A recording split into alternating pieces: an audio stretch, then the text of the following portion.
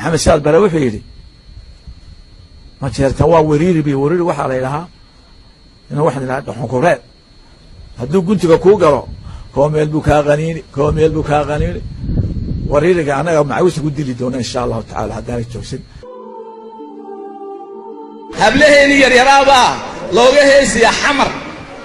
kuwa xamar tire yar yarna Facebook ku caaya waa khaayimiin waa dulli waa waxa dalkoodii dadkoodii u tagay waa inaynu Facebook ka dhignaa fidmo dad uriya oo xumaaday oo inaga xumaaday ka sheeg walaalayaal dalkii oo dhan waxa ka socota war farmaajo iigay wax la yiraahdo waxa soo dhacay ii kaada haddi waxa soo dhacay ii kaada haddi faysal iigay ma maqan tuu protest vote buu helay boogtay oo niman la nacay oo dhul iyo cid laga dhacay iyo ku xumay isku xumay ayaa horta keentay waa garta laakiin waa nin badweyn ku jira waa nin foreigner Soomaali kale dadka aan xilkeen waxaan bilaa fiisa ku yimaadeen laakiin nin xil haya oo siyaasi marka la arkay ku balbala iska dhex socda ma hargeysa de waxa weeye nin kristaan oo kale diintii fadinaya ma ogaan sanadii nin kristaan diin fadiyo ma diin Soomaali weyn buu fadinaya oo dadka naga waalaya marka waan qabanaaba weey waxaa jirtay in nin wariye ah dhinacana musaacadada ka shaqeeya oo ina coldoon uu muqdisho ka yimid mar alla markuu ka soo degay hargeysa waa la xiray anigu toogan lahaa aawad dimuqraadinimadi anigu haddaan ahay marka dawladda jilicsan tahay muxuu sameeyay isagu muqdisho tagay wuxuu ka sheekeeyay wixii dhacay maninka farmaajo u heesay haye heesta amaanta u qaaday laakiin aawad dimuqraadiyadii security wixii khatar ku haya waan xirina de kolba wad ogtiino mid NGO yar haysan jiray oo kolba ka dhigan madaxweyne tamay laga soo qaado ninkan la yiraahdo khayre saacid may dooran wuxuu leeyahay walaa doortay Soomaaliya doortay waayo hilkooda xitaan dooran wala magacaabay madaxweyne farmaajo insha Allah ta'ala ka wada xiriirina ya dadkii wax xukumi jiray ma ogtahay anoo ninkan awslaa la hadiis ku qaadan meena awska iibi jiray kuwa waan isagana eegina muxuu awood ugu leeyahay ka yaray magaalada NGO ka shaqeyn jiray Norwegian Refugees and Council ka shaqeyn halkan la joogay waa daayeer way aan kursi aanu qalin la saaray Ethiopia dadkana waa lagu dhibaa waa lagu humilad gareeyaa dumarkeena u badan dad ka wada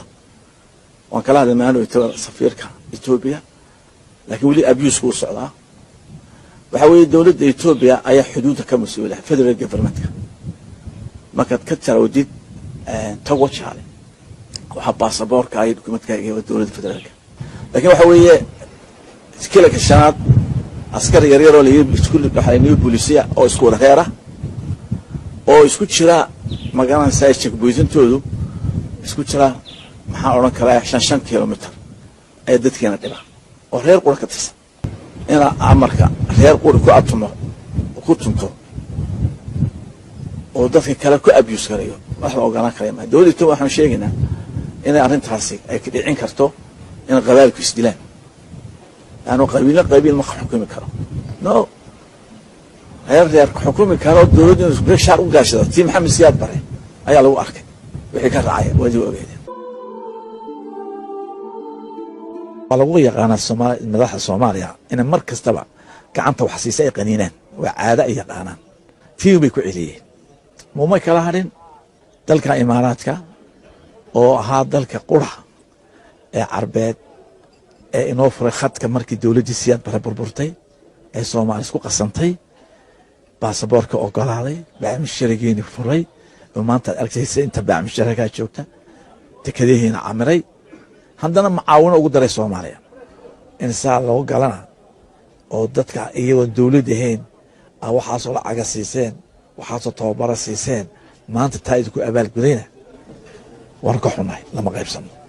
marka waan salaamid ka nahay ceebtaasna waa ceeb ku kooban Soomaaliya sidoo kale waxaan yiri qof waxba ahayn ka dhignay hero inta yar iska muraaqotay qabla xabxabka in horta laga dhigo hero ma mad aragtay weli inaan yaro reexa maro inoo ooyso tiri Soomaaliya wala laayo ooyso mar maxay inaga wixii ka dhigay bilaa micna iduguna dhalinyartii bilaa micna joojiya dawladuna waxa qof bilaa micna oo aqli yar inay wax weyn ka dhigto oo sharaf loo demo ma xarig ma beestana haday xamar jacayl ha joogto ay naga soo doonaysa xasan sheekh dalkeeni waa u qaybiyay inay waxa weyn naga dhigay dawlad goboleedka lixaad ee Soomaaliya oo dhan iyo Soomaaliland isku daray wixii guddiga waxaan sameeyay doorasho 22 xubnood ka kooban laba xubnood wixii waa Soomaaliya laba xubnood wixii waa Puntland way ku jiraan Soomaaliya sanad ilaa bal Puntland mana askaas ilaahay ku leeyahay dawladda hagaaji xasan sheekh oo aabii talin jiray oo ugu shirin jiray oo si qalala u furay meesha ayaa maanta kale Soomaaliya sanad la ilaahay ku daarsay waxaan talin jiray muqtalay waxaan arkin bal arka waxaan talin jiray markaba ku keeno ina online sibirka ay isku dili jireen oo yeeshaan xamaaliya madaxweyne laga dhigay maanta soo waxa ku hadlay ilaahay ku daaray wallahi markabkiina xamaal ku noqon doonto insha Allah ta'ala kan yara meesha qaynayeen kala waxaan audit habar gidir meel ayre وكي كاس كان لا دولة ما هذي يعني دولة هذا قرن معي ما نيك كهلي صوماليا يدي وحنا أنت دورها بودي قرن نرفع حبالي لا تولها كاس ناد يلا ويا ركوني ما كانوا يسوق قيليسي إتكستوا كشاعة أنت ما كان كاسي أنتوا كتلين يو بربرة كوريسا كتلين وارهن مدوجو ولا عرفت لو سمعنا وحايستا صنع جماعة عدالة واحد شراء دولة قادة شيكس واحد جوكتا كونفورتا بدلان باهيستا ميل ما هيسو تيسي بقى ما هيسني وكسو هاي بالبركة تانية وضدك وعقل حن تولي خبرة كسمين وهي ما كسومالي كالبع بعضي تولي إليهين كسمين وهي مامل أي بالبركة تانية المغرب كيم يا رئيس وزراء لا قد ايه الاسبوع يصير كوربشن كيس ادون كشيكيني وحكوا هذه كو عقل وما قرن إن اللي يوتوما شقينا قبصنا شقينا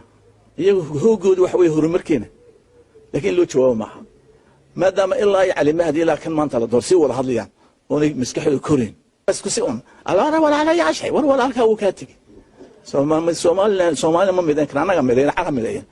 الحمر همدين البور هتك وخاص وهي البور هي السوق بتاعي قشنا لقى سوق هذا ما خسونايا سومال الآن ولا ولا للمني ولا رحمن نسكت درسنا وخرت تقني تاني بتقلي واحد قف دكان كله يشوكي وان خسارة وان كادو في وان كاتجيا والله هيسمع ولا هيجتين وان كاتجن